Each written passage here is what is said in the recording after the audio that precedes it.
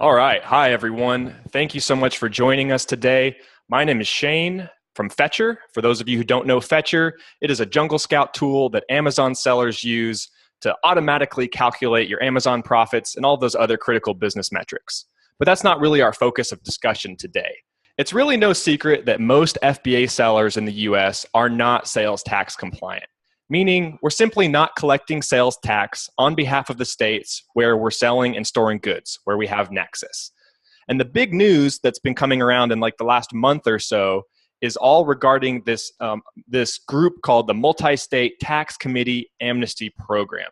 And this program has been announced for FBA sellers, you and me.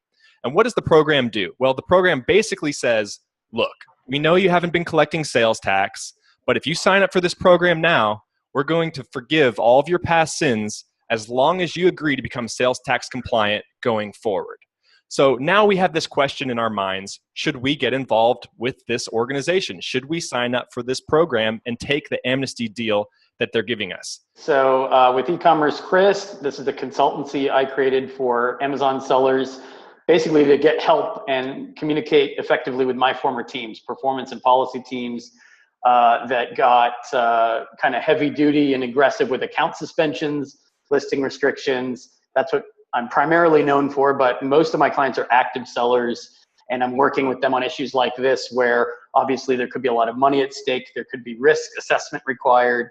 And I connected with Paul on this issue because I'm not a tax attorney, I'm not a sales tax expert, but I've been learning a lot about this because my clients have been asking questions. And now, we've had interest from the national press, and we've had people like CNBC asking us. So we know that there's interest out there. It reaches right into people's wallets, and what happens now might impact years to come. Well, I'm really glad that we have people who are willing to take another look at this, because to be perfectly honest, from my perspective as a seller and from the perspective of most sellers, we see an organization like this say, here's your chance to get sales tax compliant. You need to do this. And we all start to assume, okay, it's time to get on board.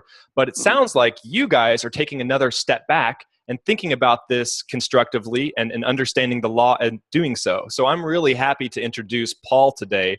We have Paul's expertise on the line, and Paul is really going to do a good job for us today breaking down MTC, that Multi-State Tax Committee Amnesty Program, and showing us why he and Chris think that MTC might have it all wrong. So Paul, can you tell us a little bit about yourself, and then we can jump into your slides? Well, thank you for having me. I'm really excited to talk to the community as a seller. So my background is, out of law school, I've pretty much been exclusively a tax attorney.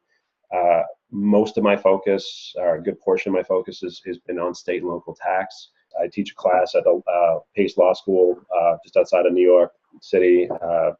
I've been doing this for a long time, and I've spent a lot of time studying state and local tax. So I'm very excited to kind of tell you more about what's going on here and sort of my take on it as somebody who's been doing this. So let's just jump right in. MTC Amnesty, what do you need to know?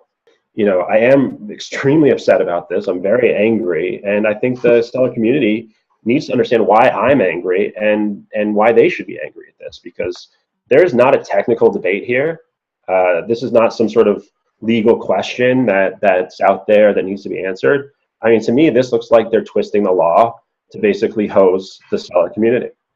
And let me explain what's happening. So really, at the end of the day, what every seller needs to remember is Amazon is the retailer, okay? You are not retailers. You are suppliers of some kind. You may be consigners of inventory, but you are not retailers, okay? Legally, you do not meet the definition of retailer. You're not who the customer interfaces with, okay? And sales tax, the responsibility to collect sales tax, remit the returns, and remit the tax that's collected, is a burden that is put on the retailer. Okay, that's why with consignment stores, an example I used in one of my posts for Chris, right? The state law is very clear that it's the consignment store, not the consigner of inventory, that's responsible for collecting sales tax on those sales, right? It's just another example of how, for whatever reason, these states are choosing to go this route and go after you, or go after the community, and not go after Amazon. And I know that some of the states on this list, right, some of the states that are participating in this amnesty program are going to other stores' marketplaces, right, like a Walmart marketplace, and basically saying, hey, Walmart, you're the retailer. you should be collecting the tax. So they're sort of selling Walmart, for your third-party marketplace, you are the retailer. Well, it's the same transaction, one way or the other. I mean, if anything, Walmart's tax support, are sort of more geared away from them being the retailer. But the fact that they're doing that really bothers me because it's just not fair. I mean, these states are not being fair to the community. Paul, do you have any insight into why some states are choosing to participate with MTC and why others, like my home state in California, who's notorious for being tough on sales tax, is not participating? California's always kind of been the leader in sort of the state tax. They're sort of a thought leader. In fact, most West Coast states kind of just follow whatever California does. And I think they don't see it. I think they see it the right way. I mean, I think that they're going to see it the way everyone else sees it, is that or the way many states see it, as it's an Amazon problem. It's not your problem. With respect to the sales and use tax, because there's other taxes here that we're going to talk about that are involved, but for purposes of sales and use tax, who has to collect and remit the tax, I mean, I think that most people just look at the legal definition of retailer, and most states are looking at the legal definition of retailer and saying it should be Amazon, which is why so many states are involved. I suspect that has more to do with the income tax side of things in some cases. In some cases, I think it has to do with the fact that, Amazon, right, they say retail is dying, retail is hurting, right? So where are jobs going to come from? I think states, a lot of these states, they struck these sweetheart deals with Amazon when they were trying to get Amazon to collect on their sales, and started building these distribution centers and fulfillment centers in their states. And I think, politically, it's better to go after this, the seller community, who they view as sort of the small fries, right? An easy target. They get their money either way, regardless of who they collect from, and not sort of, seen as sort of anti-Amazon, so that when that next distribution center has to be built, or that next big expansion opportunity happens, that, they don't want to be seen as the state that sort of drove the business, Amazon away. I mean, Okay, let me just, before you get to the next slide here. So do you think this October 17th deadline is just an artificial deadline to hurry things along, to close off conversation about whether Amazon should be more involved in collecting sales tax or not? And therefore, they're trying to get everyone to hurriedly accept this amnesty concept, squelch all debate around it, and just move on and kind of sweep it under the rug. I mean, is that what a lot of this is about? A strategy point or a strategy movement by Amazon to kind of close off their potential costs for the future on this? For what you really need to understand as a seller, to really understand what's at play here, the amount of content just legally that you would really have to absorb is probably more than what I you fill an entire semester's worth of state and local tax, right? So unless the seller community are, they're ready to start cramming and becoming law students in 2 months and really understand what's at stake so that they can make an informed decision. I mean, it's really just seems like the purpose of setting this sort of 2-month deadline is to sort of scare you into a week from now, 2 weeks from now, you'll start saying, you know what, forget it, I'll just do it. Right. They want you to think that. Don't do it. Just don't do it. Okay. Right now is not the time to just go and comply with this, because this is wrong. When I work with the big corporations, right, when things like this get passed, when programs like Amnesty get passed, or any type of law gets passed by a state, right, we know about it. There's rumblings about it in legislative sessions. We know way in advance, year, sometimes more, right, what the state's trying to do. And, the corporations are lobbying, right, all along, so that by the time the actual thing happens, like an amnesty or a change of law, the states, these major corps are already prepared. They already know it's happening. So giving them a 2-month window isn't really the same as giving you guys a 2-month window, because, the seller community, our community, is made up of people who are just, focusing on their business, right? They don't have bandwidth to kind of now become state and local tax experts, and certainly don't have the bandwidth to start following state and local tax legislation, lobbying for change, representing interests. So, to me, this 2-month window to put it on small business is it's mean and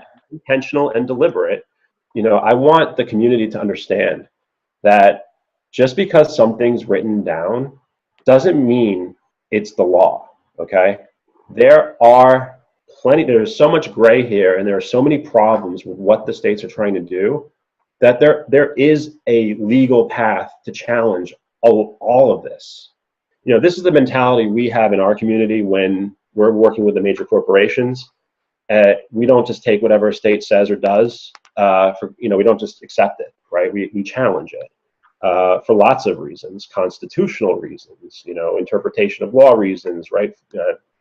Factually, your facts may not be the same as how the states are sort of saying they are, right? So what is the MTC Amnesty program?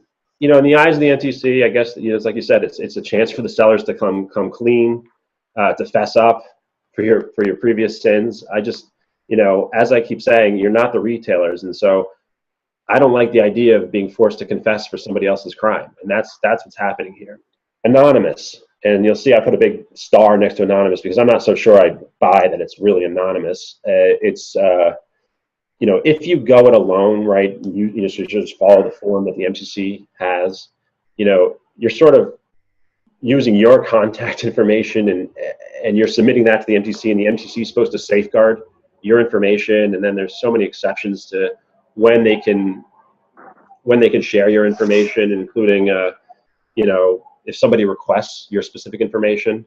So, you know, put it in perspective. I mean, if the states are allowed to share information with each other, they have these agreements where they can share information. What they're trying to say is, well, they'll only share information if your specific name is mentioned. But well, what if they get your specific name from Amazon because they asked Amazon for a list of sellers? I mean, it's entirely possible they could do that, right? You just don't want to be, you want to be anonymous in this process. And so going it alone and trusting the MTC to maintain your anonymity is just not the right way to go. And we'll talk about other ways to do it, so that if this is something that you decide to do, we'll talk about some things you can do to certainly protect your anonymity in that case.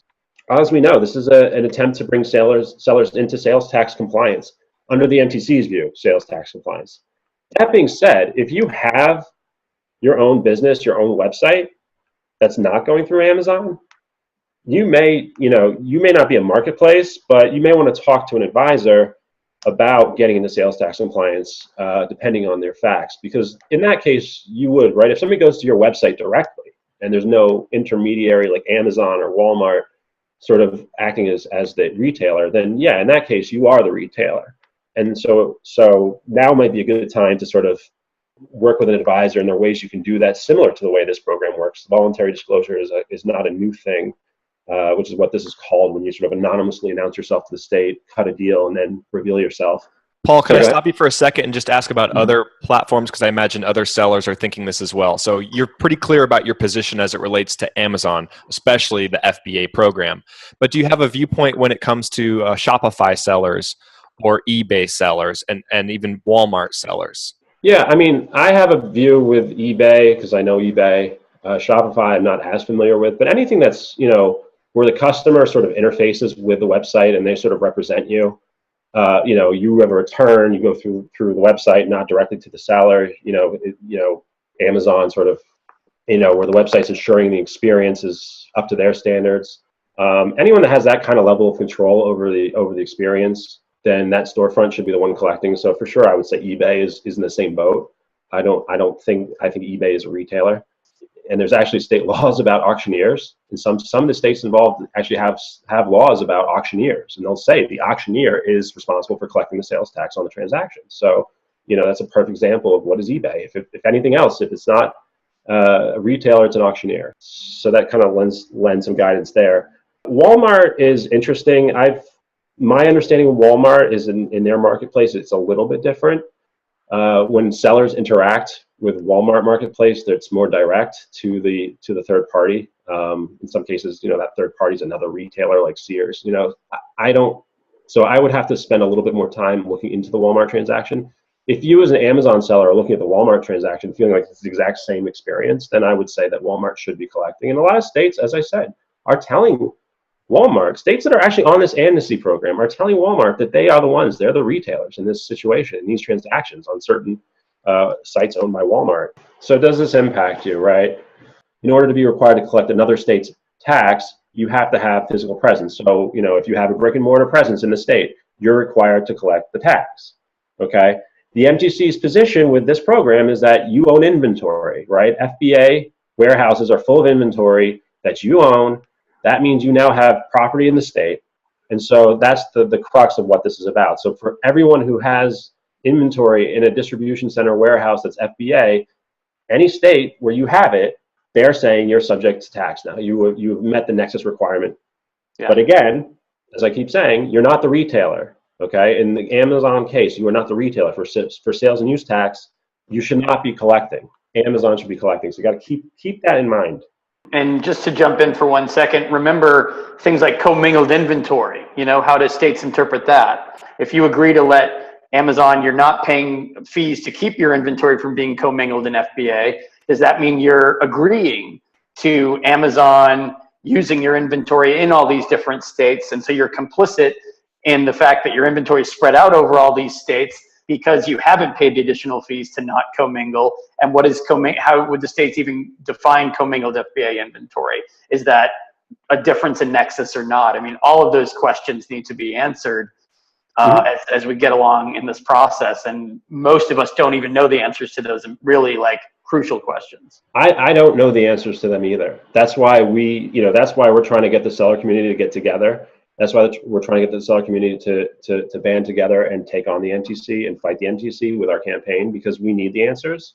And the best way to go about it that ensures that nobody bears an unreasonable burden in that process, and to ensure that because none of us are alone in this, everybody's subject to it. But the best way to do it is to do it the same way the major corporations do and challenge it. But specifically with your point about commingled inventory, I think there's a lot of gray area with FBA. I think commingled inventory is a great example of, well, do I actually own inventory in your state? Because if I send you a product, and then you may actually use that product to ship to somebody else, and then when it comes time for you to ship my sale, it comes from another place. Well, did I ever own inventory at any point, right? Or did you just really just credit me? Is this some sort of just, do I send it into some sort of inventory pool and have this sort of this, receivable, IOU type intangible where you owe me something, but is that even your inventory at that point? And I also question, with FBA, because it's such a vortex. When you submit something into FBA, I hear stories. Sellers telling me I submit to 2 different FBA warehouses and it comes out of 15, right? I mean, when you have that little control over something that's so proprietary, I mean, do you really even own your inventory? And when I also hear stories from sellers about how Amazon threatens to destroy their inventory, well, I mean, gee, I don't know. I mean, to me, if you have the right to destroy something legally, I feel like that's ownership. So that means Amazon is the owner, not you. I'm just saying there's a lot of questions that need to be answered. I would say that the majority of FBA sellers are thinking primarily about their costs. They're not thinking about their liabilities and nexus in each one of these states. But you guys bring up such an interesting point. I know that I use Amazon's inventory placement service. So this is where you funnel all of your inventory into one single fulfillment center, and then they disperse it. You have no say whatsoever as to which states they put your inventory into. And then, presumably, the second it hits that inventory station, and you don't even know, you haven't been warned, you now have nexus in such and such a state that you never even knew you were going to have inventory in, 3 days prior. So generally, to answer your question, Chris, people just want to know how to minimize fees, and people want to know how to handle nexus, which is becoming exponentially more complex as our inventory gets shifted and pushed around at Amazon's will. And so this is an interesting interpretation of the law. This is really what it sounds like to me. If I was to break this down now, it sounds like there's different interpretations of the law. MTC has taken one position, and Paul and maybe others in this community are starting to think that that's not the correct interpretation of the law. And I can also understand why there's so much confusion surrounding this. Absolutely. I mean, I really don't even think it's a question of law. I mean, I think it's really a legal definition of retailers doesn't support in an Amazon transaction that anyone other than Amazon is the retailer. And I think when you talk about states are involved, I mean, Minnesota was the first to pass marketplace legislation. They recently passed legislation saying the marketplace provider, Amazon, is the one responsible for collecting tax. They're the retailer. So maybe we can push down into a little deeper into the presentation and take a look at this is a good one. Like what has happened specifically? What has happened? And what can we do? Because it's getting close to this point of action. I think the message is becoming clear to us that you are on the school or in the school of thought that believes that Amazon FBA sellers are not retailers, therefore we should not be complying with what the MTC has to say, and so we need to take a stand or something like that. So I'm curious to know, let's talk about this deal and then get into what we can do. What is the action? What's the next step? I think since this thing started, 6 more states popped in. So we now have 24 states signed on to this. The clock just started a few days ago, August 17th, and you have until October 17th to comply to get your application for sales tax for amnesty into the MTC. And what states are generally offering, sort of the core deal is that they will waive the back tax liability for sales and use tax, and if you agree to comply going forward. So in other words, they're limiting that statute of limitation, right? So when I told you before, if you don't file the tax return, states can go back to the beginning of time to go after you. They've sort of limited that, right? So that you're getting that benefit of them limiting it. Paul, can I just jump in? So how do you contest nexus?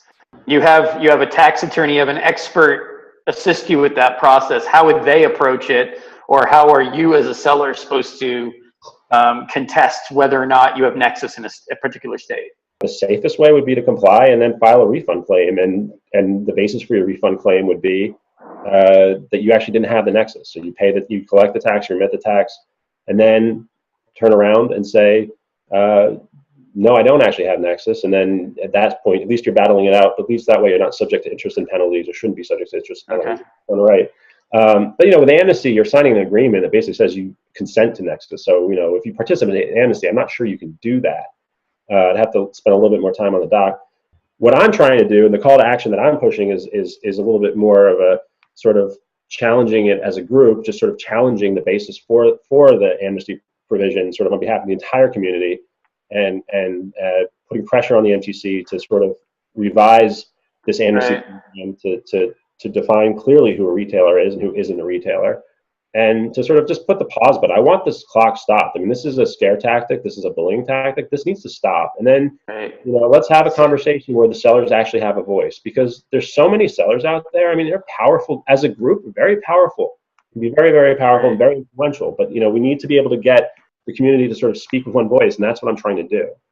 And in what I do all the time, every day, dealing with account suspensions for policy violations or performance problems. I mean, a lot of times for policy, suspended for something that you don't even necessarily have visibility into, right? They just say, we've received complaints about your item quality, or we've received complaints about the authenticity of your items. But you can't necessarily see all of that in Seller Central. You might just have to sort of take their word for it, that it's annotated on your account. They've sent you past warnings, but you can't really see what the buyer might have said when they complained about you. You don't even know if it might be a competitor seller using a buyer account to buy from you and report you for inauthentic product, for example.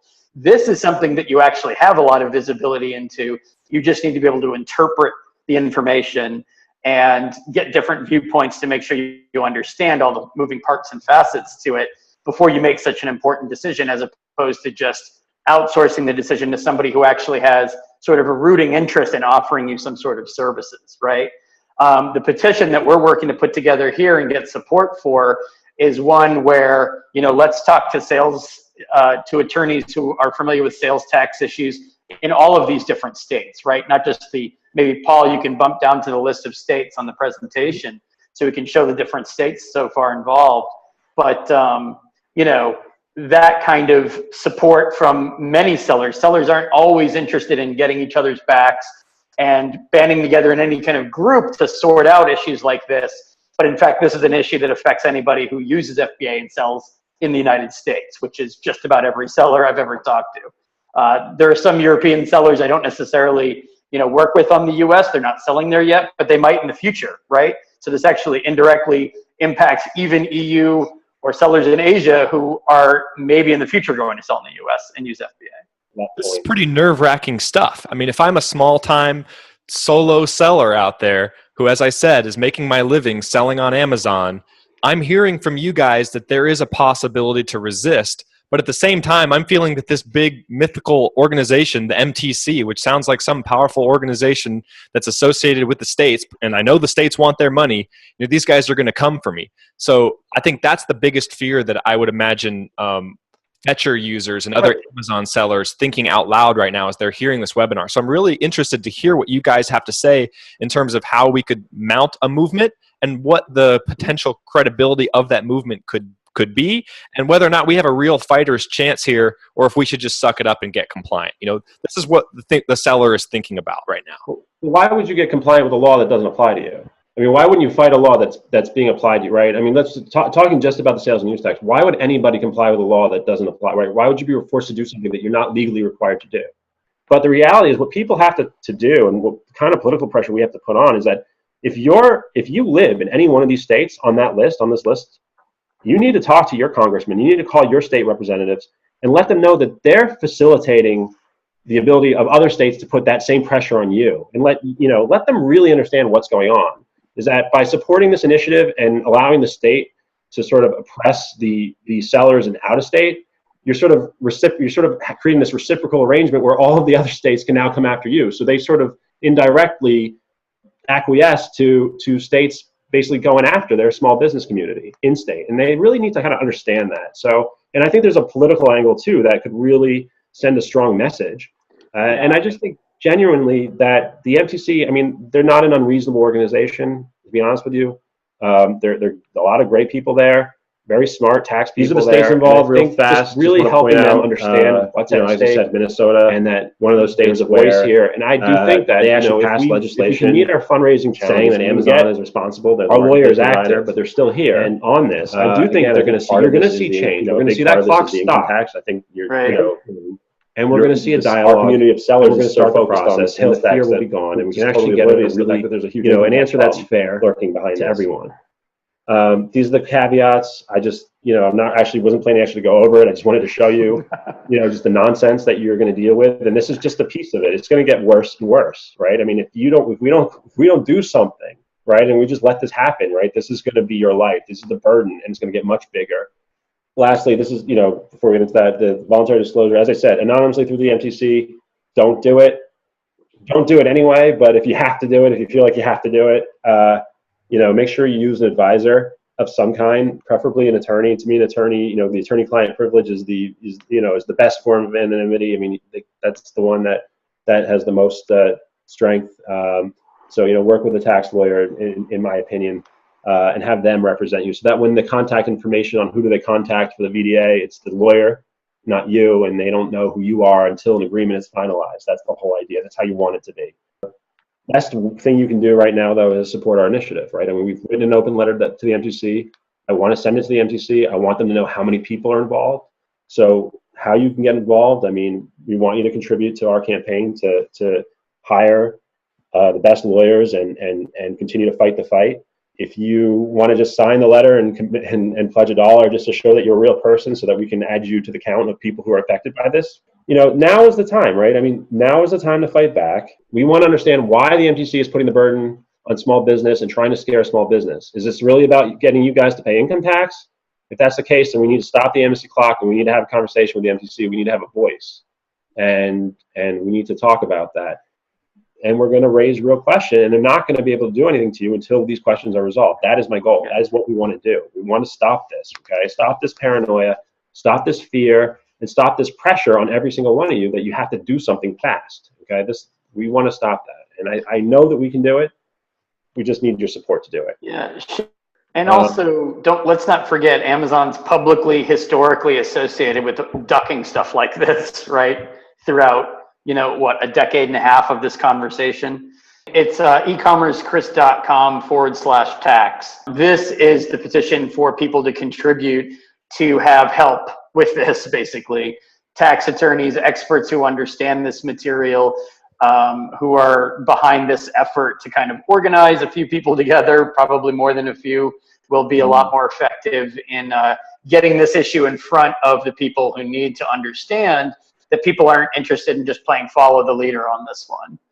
I appreciate the voice that you guys are holding or recognizing for us, Paul representing us as a lawyer, basically, and wanting to gain a community here.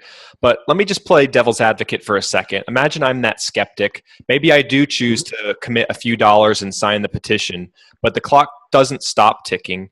and we get closer and closer to that October deadline, maybe we've been following up with you guys at ecommercechris.com/tax. We'll have stuff on the Fetcher blog and on the Jungle Scout blog so people know what's happening in real time. But let's say we're getting even closer and closer to that sales tax compliant deadline for the Amnesty program. Is it still your recommendation that we hold off, that we do not participate in the program, even if you guys aren't able to get the clock stopped with MTC? I can't answer that question today, but I commit to answering that question in plenty of time so that people will know. I mean, if it's just the backlash is such that I'll be the first one to tell you when it's time to do that.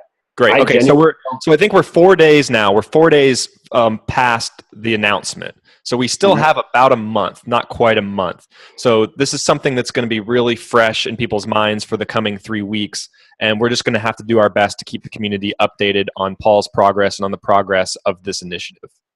Absolutely. If we can raise the money quickly, if we can get a good support base going early, we'll know a lot within 2 weeks. You will know a lot, and you will have a real clear window as to what the situation is. That clock will be stopped. The MTC is not going to just simply put all of this unreasonable pressure on small business and not get political fallout for it. The states involved will there will be a political fallout. There will be a legal assault, and that is what's going to happen. And you will have answers in 2 weeks. Despite as much as I'm so certain, right? Never in law is there ever a guarantee of anything, right? But we're asking you to contribute, whatever you're comfortable contributing. I mean, if it's $20 and you still think you may end up having to do it, fine. But contribute that $20 and know that in the meantime, we're going to be fighting to do everything we possibly can to take that off, to take that burden off of you and put it where it belongs, Amazon. Great. We'll follow you closely at ecommercechris.com, at fetcher.com, and at junglescout.com, and we'll follow the progress that you guys are making in this resistance. And I think we'll probably have to get together again in the coming weeks to give a summary to people, because people are going to be watching this closely each week. Yeah. And until that time comes, I'm really thankful for you guys and the fact that you have brought an awareness to us, to sellers who just feel that the MTC must be the voice of God and that we must all become compliant with that organization the minute they say so. So you have shown a different perspective. You've shed light on the subject. So thanks very much for attending today, guys. I really appreciate it. Yeah, no, thanks for having us. Appreciate it. All right. Take care.